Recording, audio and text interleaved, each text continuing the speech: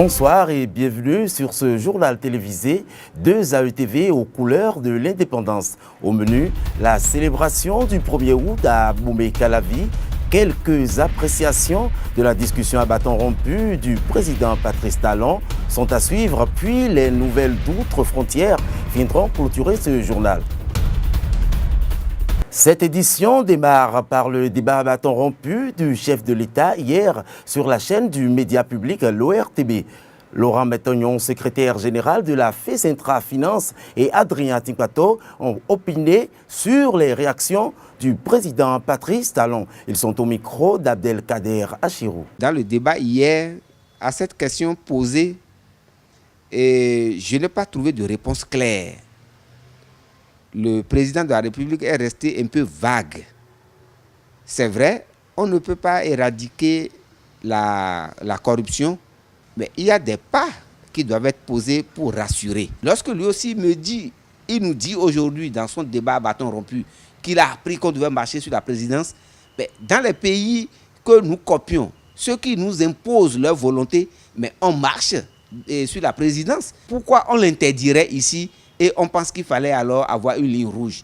Et là, je pense que c'est un soutien qu'il a donné au préfet qui fait trop de zèle aujourd'hui et qui risque de nous embarquer dans des répressions inutiles. De mon point de vue, le mandat unique qui a occupé ce débat hier ne me paraît pas opportun. Parce que le mandat unique, la raison évoquée, mais si quelqu'un veut contenter des clubs électoraux pour se faire élire, mais le peuple est là pour sanctionner. Mais le coton a pris beaucoup plus le temps et le pas parce que lui, il est le maillant du coton. C'est par là qu'il a trouvé sa richesse. Il n'a qu'à mener, comme l'avait dit le président Yahi, un tout petit peu, comme il a dit là, pour aider le Bénin. Son discours d'hier, c'est les discours mielleux des opérateurs économiques pour arracher les marchés. C'est ce que moi j'ai constaté. Et là, son éloquence d'hier prouve très bien qu'il se retrouve dans la peau d'un opérateur économique et non dans la peau d'un président de la République qui pense qu'avec l'argent, peut-être, tout peut se faire. Mais je commence d'abord par l'émission à bâton rompu. Il faut avouer qu'au niveau du fond, je n'ai rien à reprocher. Et on a toujours reproché au chef de l'État, Patrice Talon, son silence. Mais je crois, à le suivre hier, il a beaucoup parlé. Il maîtrise vraiment ses sujets. Il était très bien volubile. J'ai beaucoup aimé. Maintenant, quant à la forme, j'ai regretté le fait qu'aucun journaliste de la presse écrite, ou du moins de la presse écrite nationale, ne soit de la partie. J'ai vu seulement les journalistes de la télévision, ou du moins des télévisions et des radios, mais pas de la presse écrite. Le seul journaliste de la presse écrite que j'ai pu apercevoir de loin, je crois il est de Jeune Afrique. C'est un peu dommage. Pour un truc du genre, on devrait normalement et en principe associer la presse écrite nationale. Un journal de la presse écrite, ce n'est pas mauvais. Je ne souhaite pas que ce soit forcément Adrien qui soit là-bas, mais quelqu'un de la presse écrite quand même pour poser les problèmes de la presse écrite.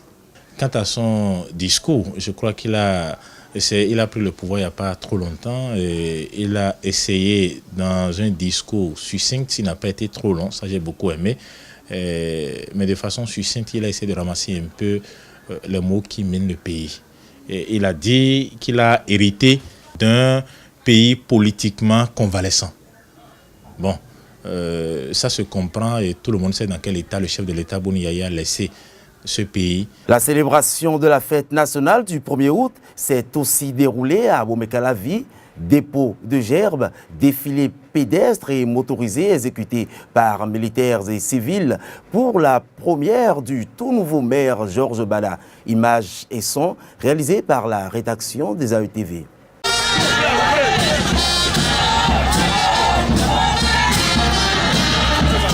La commune de Calavi a organisé ce lundi les festivités du 1er août à l'instar des autres municipalités du Bénin.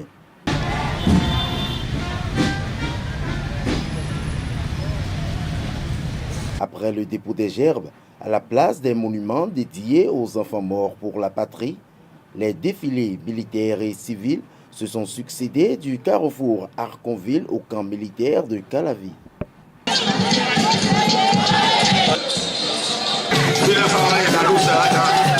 Devant un parterre de personnalités, la population a assisté au défilé pédestre et motorisé des militaires, puis celui des civils fortement représentés à l'occasion. Après le tour traditionnel en commande-car, le maire Georges Bada a présidé sa première célébration de la fête nationale du 1er août.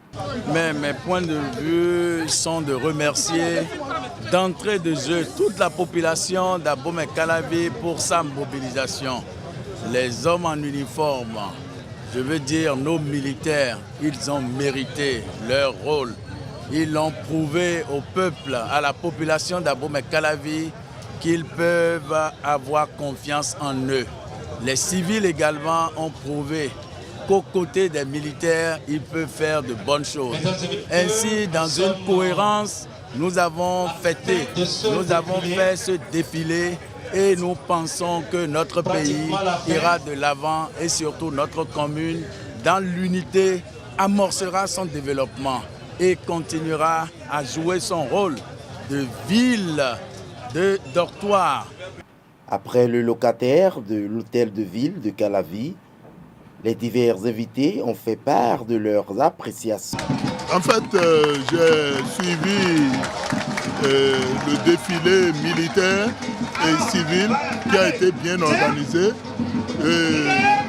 Le maire et son conseil communal ont mis vraiment les petits plats dans les grands. Ils se sont bien organisés pour qu'on ait un très bon spectacle. Moi, ça me réconforte parce que c'est tellement beau de voir des militaires défiler de manière correcte et aussi les paramilitaires. Le défilé d'Abomey-Calavi vraiment était très bien. On voit qu'il est très bien organisé sous le patronat de notre maire Bada. Il a fait vraiment un très bon travail, on le félicite et on espère que dans toutes les communes de Bénin, il sera à peu près la même chose. Parce qu'on n'a rien qu'à féliciter, très bien organisé et surtout au point de vue de culture, ça ajoute vraiment une cerise au gâteau à la fin du défilé que tous les partis sont arrivés ici pour célébrer avec nous ces mots. Les manifestations ont pris fin à la Maison du Peuple puis à la résidence officielle du maire pour une célébration faste. Le tout nouveau maire de la municipalité de Calavi a, de par le déroulement des festivités, démontré ce qu'il ambitionne réaliser pour les années à venir. À l'instar de toutes les autres municipalités, la ville capitale a sacrifié aux traditions du 1er août. Ambiance de fête et déroulement des festivités de ce 56e anniversaire sous la bienveillance du maire Emmanuel Zossou, maire de Porte-Novo. À Porte-Novo, c'est le boulevard de la place du cinquantenaire qui a été choisi pour la célébration du 56e anniversaire de l'accession du Bénin à la souveraineté internationale. 56 ans déjà que la tête des Aïnovi a accueilli la première célébration du 1er août. Une minute de silence a été observée à l'honneur du feu président Émile Delin Zissou pour saluer la mémoire du défunt. Après différents défilés, la première autorité de la ville de Porte-Novo a saisi l'occasion pour s'adresser à sa population. En nous adressant à vous pour la première fois en ces mêmes lieux, le 1er août 2015, nous avions saisi l'occasion pour présenter notre rêve et notre vision pour le développement de notre ville. Un an plus tard, il nous paraît normal et logique que nous saisissions à nouveau cette même occasion pour vous faire un premier bilan. La municipalité a adopté en décembre 2015 le plan de développement municipal et des réformes structurelles ont été entreprises pour rendre notre administration plus fonctionnelle et l'engager véritablement dans la gestion axée sur les résultats. Nous travaillons aussi à améliorer le recouvrement de nos ressources propres. Une présentation d'un bilan élogieux de sa gestion qui n'a pas empêché le préfet du département de Lomé pour faire des projections sur les réalisations à venir dans la ville de Porte-Novo. Ici, tout est à refaire. notamment les infrastructures routières, éducatives, sanitaires et sécuritaires. De ce fait, le pouvoir central s'organise déjà pour que les principales voies de traversée de notre ville soient réaménagées pour certains et achevées pour d'autres. Les sièges de plusieurs de nos institutions sont également en route pour Porto-Novo. Il faut que nous-mêmes, population de Lomé, prenons la mesure du défi qui nous attend en commençant par opérer quelques changements majeurs. À titre illustratif, Monsieur le maire, nous pouvons déjà commencer par éviter l'occupation anarchique de la voie publique à des fins de cérémonie, de célébration du culte et autres activités, diminuer sensiblement les nuisances sonores générées par nos cérémonies funèbres, les lieux de culte et autres activités humaines, cesser l'engorgement des infrastructures d'assainissement par les déchets ménagers, cesser également les affichages sauvages dans les chefs-lieux de nos communes à des fins de propagande ou de publicité. Au-delà du volet officiel et national, Porto-Novo a célébré à sa manière l'événement du 1er août. Eh bien, que disent les journaux béninois? Un tour dans les kiosques avec Bernice Loco. Célébration des 56 ans d'indépendance du Bénin, les journaux en parlent sous divers angles. Le quotidien du service public La Nation retient que la fête a été belle malgré la sobriété. Même si les chefs d'État homologues n'ont pas été invités, on a assisté à une belle fête, ajoute le journal. Pour l'événement précis, la fête a été mesurée et exemplaire à la marque de rupture. L'informateur propose des images fortes de la célébration tout en notifiant que l'événement a été célébré dans la sobriété. Célébration des 56 ans d'indépendance, Talon imprime sa marque, titre Le Matin. La Libération rappelle que la fête était sobre mais remplie d'émotions. L'illustration à la une du quotidien L'Investigateur démontre que l'ancien chef de l'État était au défilé. La preuve que Boni Yayi est un grand homme d'État et humble. Les Béninois saluent la présence de Boni Yayi, qui reste très attaché à l'unité du pays, rapporte le journal Notre Foi. Une célébration sobre griffée Patrice Talon, Lionel Zinsou et Boni Yayi présentent une image vivifiante pour la démocratie béninoise. Le chef de l'État, Patrice Talon, après le défilé, était sur la télévision nationale à bâton rompu. Pour l'espoir, il a fait le tour d'horizon de l'actualité politique béninoise. L'informateur propose l'intégralité du discours du président et a entendu le chef dire que le pouvoir ne peut pas le corrompre. Notre Voix a suivi l'entretien et rappelle que la sortie médiatique du chef de l'État a été un naufrage en direct. Le même journal ajoute que le chef de l'État veut lutter contre la pauvreté et le sous-développement. Alors que les Béninois fêtent encore le 1er août, La Nation rappelle que nous sommes en deuil, car l'ancien président Émile Darlin Zinsou s'est éteint le 28 juillet dernier à Cotonou.